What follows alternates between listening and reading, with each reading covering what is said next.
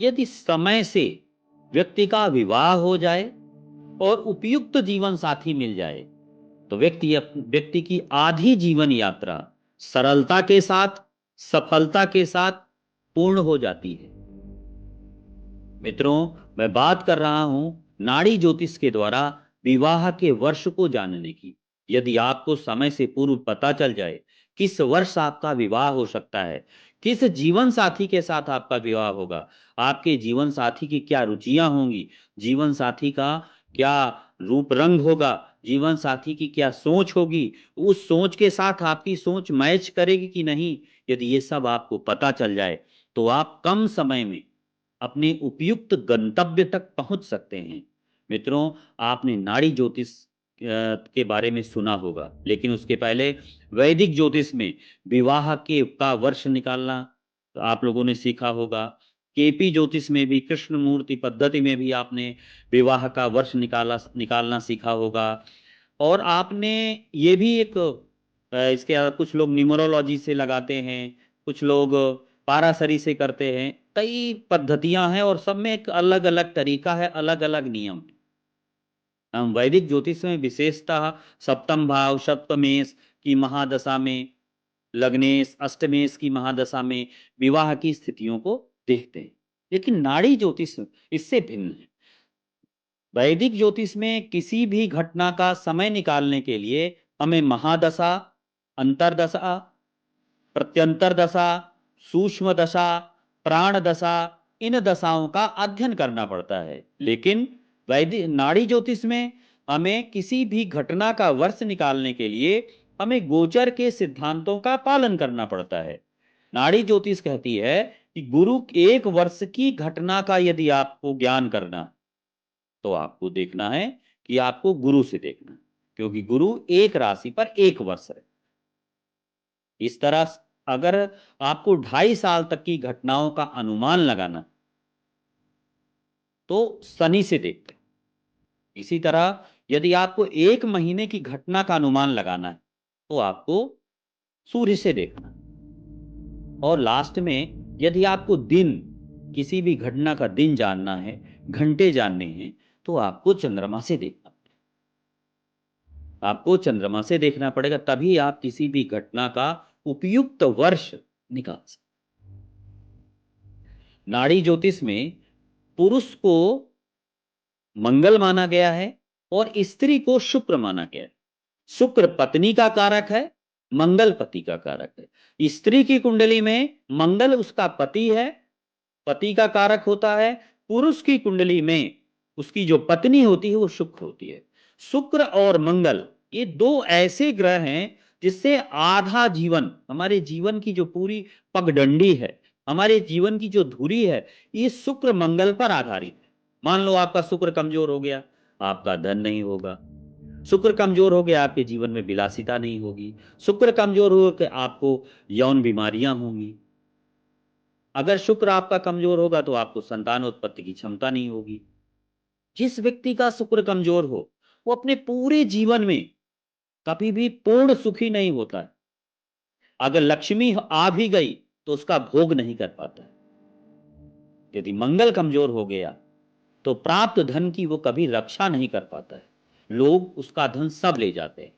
यदि मंगल कमजोर हो जाता है, व्यक्ति के अंदर जो आक्रामकता होती है, व्यक्ति के अंदर अंदर जो साहस होता है, व्यक्ति के अंदर जो धैर्य होता है, जो पराक्रम होता है, जो उसका पुरुषत्व होता है, जो उसके अंदर की जो ऊर्जा होती है, वो आपका मंगल है। अगर मंगल कमजोर हो जाए तो व्यक्ति अपने निर्णयों पर कभी भी टिक करके नहीं रहता है, शरीर से बहुत बलिष्ठ नहीं होता है, जीवन में उसके खतरे बहुत आते रहते हैं। मंगल को देह का भी कारक माना गया है। मंगल जब व्यक्ति एक बार दूल्हा बनता है, वर बनता है, वो मंगल होता है। जब लड़की वधू बनती है वो शुक्र होता है। तो लड़की को देखने के लिए अगर पत्नी को देखना है पुरुष की कुंडली में तो शुक्र को देखेंगे। यदि लड़की की कुंडली में उसके पति को देखना है तो आपको मंगल से देखना है। ये दो बातें यहां पर आपको स्पष्ट रूप से समझ लेना है। अगला स्टेप है, यदि आप ये जानना चाहते हो विवाह के वर्ष को कैसे देखा जाए, तो हमारे ऋषियों ने कुछ ग्रहों का क्रमिक विकास, अग्रिम वृद्धि के विषय में चर्चा की है उन्होंने। अग्रिम वृद्धि क्या होती है, जिसको आप लोगों ने प्रोग्रेशन समझा है। जैसे गुरु जिस राशि, इसी को हमारे प्राचीन ऋषियों ने, जो ज्योतिष का सिद्धांत पक्ष है, सिद्धांत पक्ष पर हमारे ऋषियों ने इसे कहा है भगण। जैसे विज्ञान में आप लोगों ने पढ़ा होगा, किसी भी ग्रह का विस्थापन, किसी भी व्यक्ति का विस्थापन शून्य हो जाता है। आप जिस जगह से जाएंगे और लौटकर जब उसी जगह पर आ जाएंगे तो आपका विस्थापन शून्य हो जाएगा। इसी तरह कोई भी ग्रह जिस राशि पर बैठा है, उस राशि से अपने पूरे चक्र को, उसी राशि पर चलते चलते पुनः आ जाता है, तब वो अपना एक चक्र पूरा करता है। जैसे बृहस्पति देवगुरु, जीवन को आनंदित करने वाला, जीवन को सुख सुविधा देने वाला, जीवन में नए नए अवसरों को देने वाला, परमात्मा की साक्षात शक्ति जिसके अंदर होती है, जो जीवन का आधार होता है, जो जीवन में परमात्मा, जो जीवन में शुभ कर्मों के रूप में पल्लवित और पुष्पित होता है, ऐसा देवगुरु बृहस्पति एक वर्ष की घटनाओं को निश्चित करता है। देवगुरु बृहस्पति को आपको देखना है कि एक वर्ष में एक राशि पर रहता है, तो 12 वर्षों में वो एक राशि का एक चक्र पूरा करता है। 12 वर्षों में देवगुरु बृहस्पति अपना एक चक्र पूरा करते हैं, एक राउंड पूरा करते हैं। वो राउंड हो, जब वो पूरा हो जाता है, इसका मतलब है ग्रह ने अपने अक्ष पर एक पूरा चक्र पूरा कर लिया, एक राउंड पूरा कर लिया।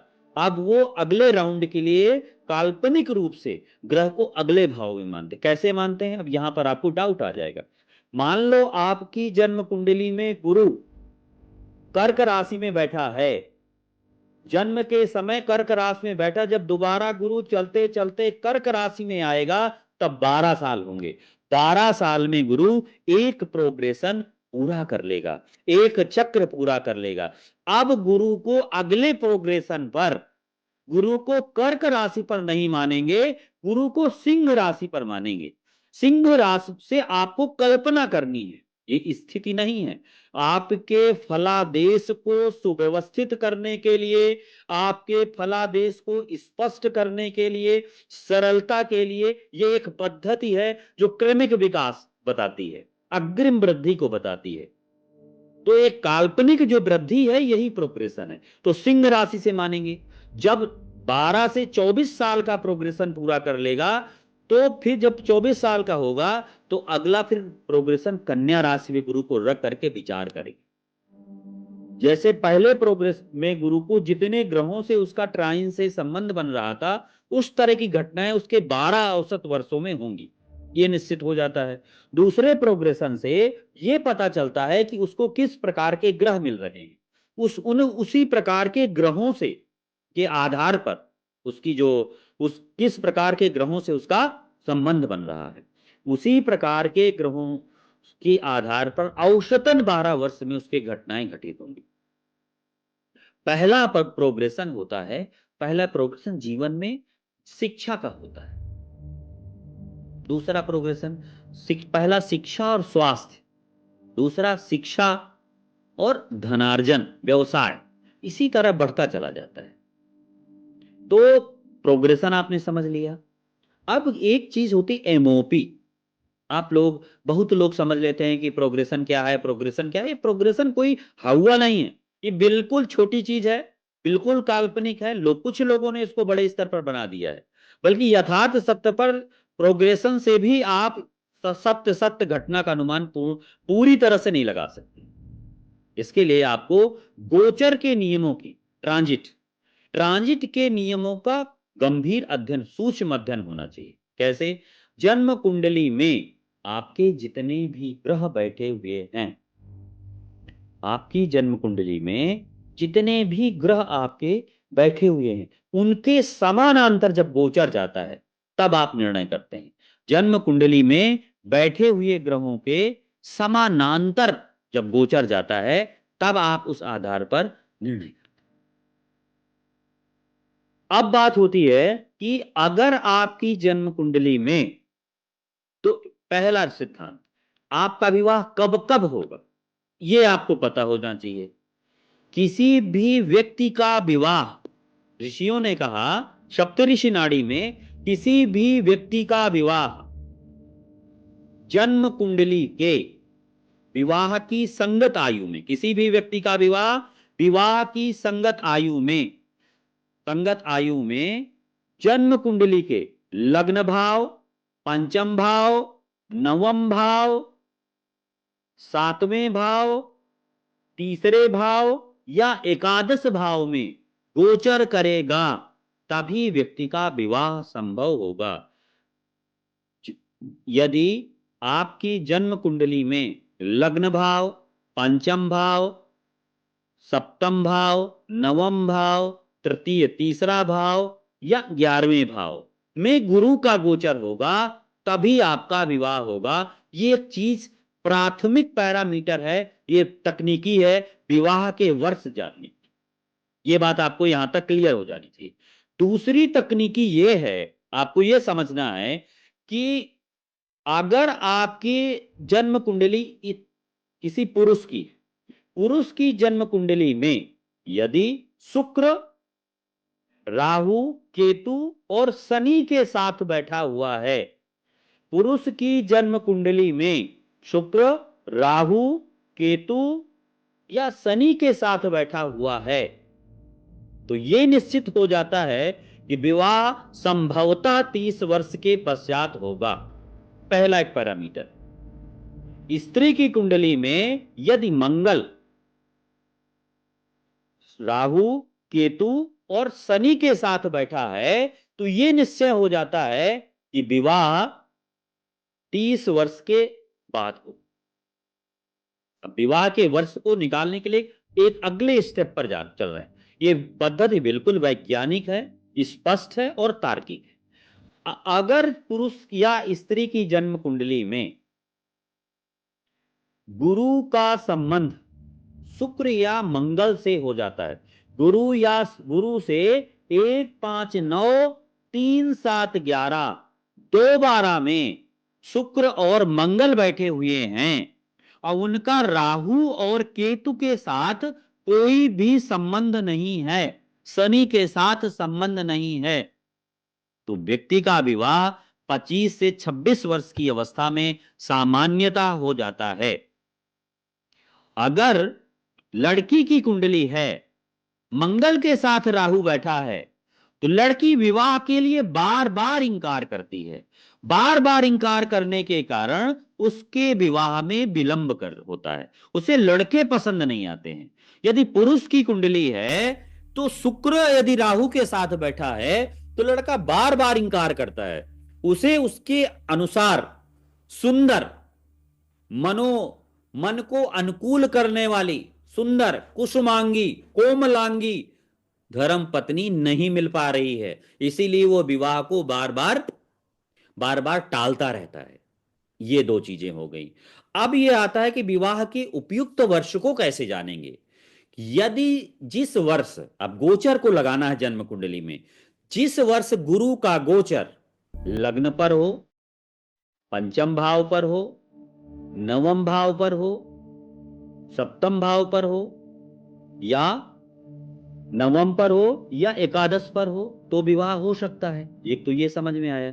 फिर कई बार क्या होता है, किसी किसी भाव में गुरु 28 डिग्री का 7th हाउस पर पहुंच गया है, 2 डिग्री बाद चल के वो मंगल से मिलने वाला है, शुक्र मंगल से मिलने वाला है, 2 डिग्री के बाद वो अगले भाव पर। गुरु गोचर करते हुए, पुरुष की कुंडली हो या स्त्री की कुंडली हो, गुरु का गोचर शुक्र के ऊपर जिस वर्ष आ जाए, शुक्र का गोचर जिस वर्ष आ जाए, तो उस वर्ष विवाह की संभावना होती है।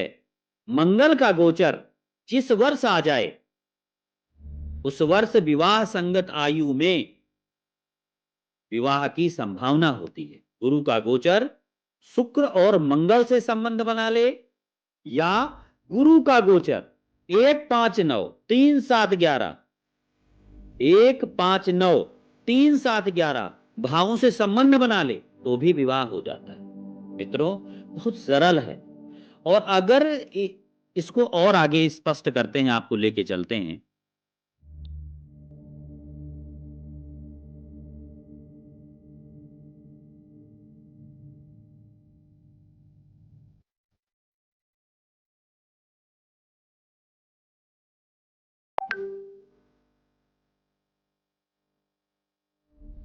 ये व्यक्ति की कुंडली है। इस व्यक्ति का विवाह 35 वर्ष की अवस्था में हुआ। अब इसका विवाह 35 वर्ष में क्यों हुआ, इसका कारण समझ लीजिए। शुक्र इस लड़की पुरुष की कुंडली है। शुक्र इसकी पत्नी का कारक है। शुक्र को शनि देख रहा है, पहली कमी। शुक्र के दूसरे भाव पर केतु का प्रभाव है, दूसरी कमी। इस वजह से इस व्यक्ति का विवाह विलंब से हो। शुक्र और मंगल दोनों शनि से परेशान, शनि से पीड़ित है। इसी वजह से इसका विवाह विलंब से हुआ, 30 वर्ष के बाद। अब क्या हुआ कि यहां पर मंगल को देखेंगे तो मंगल बुध से पीड़ित है, तो एक समस्या आ गई। शुक्र शनि से पीड़ित है, गुरु भी वक्री होकर के वहां जा रहा है। और रही सही कसर, गुरु वक्री भी जाता है तो गुरु के द्वितीय भाव पर, गुरु के द्वादश भाव पर केतु का भी प्रभाव है। तो कहीं ना कहीं यहां पर मंगल और शुक्र दोनों पीड़ित। इस वजह से इस व्यक्ति का जो विवाह हुआ वो विलंब से था। 35 वर्ष की आयु पर इस व्यक्ति का विवाह हुआ। और विवाह इसका ट्रांजिट देखते हैं, दूसरा ट्रांजिट।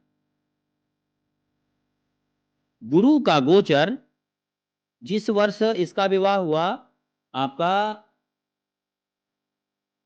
2017 में, 17 में इसका विवाह हुआ। और 2017 में गुरु का जो गोचर है, ध्यान से देखेंगे, गुरु का गोचर कन्या राशि पर है। कन्या राशि में गुरु वक्री है। इसका फरवरी 2017 में शादी हुई और वह उस समय गुरु का गोचर वक्री है। तो देखिए, कन्या राशि के पास लेके जाइए गुरु को। गुरु देखिए कन्या राशि पर आया। कहां पर आया? ये कन्या राशि मंगल के पास आया। तो इसने मंगल से भी संबंध बनाया और शुक्र से भी संबंध बनाया। और हमने एक सूत्र लिखाया था, 1 5 9 3 7 11। तो गुरु यहां पर ट्रांजिट का वक्री होने के कारण ये इससे भी थर्ड हाउस से भी संबंध बना रहा है। इस वजह से इस व्यक्ति का विवाह 35 वर्ष की अवस्था में हुआ। मंगल, अगर शुक्र को मंगल शनि देखेंगे तो 30 वर्ष के बाद विवाह होता है। अब अगर आप गिनेंगे तो भी ये 35 ही आएगा। आप इसे आराम से देख सकते हैं। दूसरा ये व्यक्ति है, इस व्यक्ति का विवाह 2033 साल की अवस्था में, 33 साल की अवस्था में क्यों हुआ इस व्यक्ति का विवाह? इस व्यक्ति का देखेंगे, शुक्र के दूसरे भाव पर केतु है, एक समस्या। शनि भी, शुक्र के दूसरे भाव पर शनि का भी की दृष्टि है। शनि की नाड़ी के अनुसार शनि की दृष्टि शुक्र के दूसरे भाव पर है, क्योंकि नाड़ी में सभी ग्रह 1 5 9 3 7 11 2 12 में बैठे, 2 12 दृष्टियां होती है नाड़ी में। तो शनि की दृष्टि केतु पर नाड़ी के अनुसार हो रही है। तो केतु और दोनों शुक्र के दूसरे भाव पर शनि केतु का प्रभाव है। इसीलिए इस व्यक्ति का विवाह 33 वर्ष की अवस्था में 30 वर्ष के बाद हुआ। अब क्या हुआ, क्यों हुआ? अब जब शादी हुई तो उसका ट्रांजिट देखेंगे। जब शादी हुई तो उसका ट्रांजिट देखेंगे तो उसका ट्रांजिट में गुरु का गोचर देखिए, गुरु का गोचर कर्क राशि पर है। तो कर्क राशि देखिए, कर्क राशि 28 डिग्री का है गुरु का गोचर। तो कर्क राशि में 7th हाउस पर आया। गुरु 28 डिग्री का होने के कारण मंगल से मिलने वाला है, इसलिए इसकी 33 साल में शादी हुई। इस तरह आप गोचर के सिद्धांतों के द्वारा किसी भी घटना का उपयुक्त समय निकाल सकते हैं।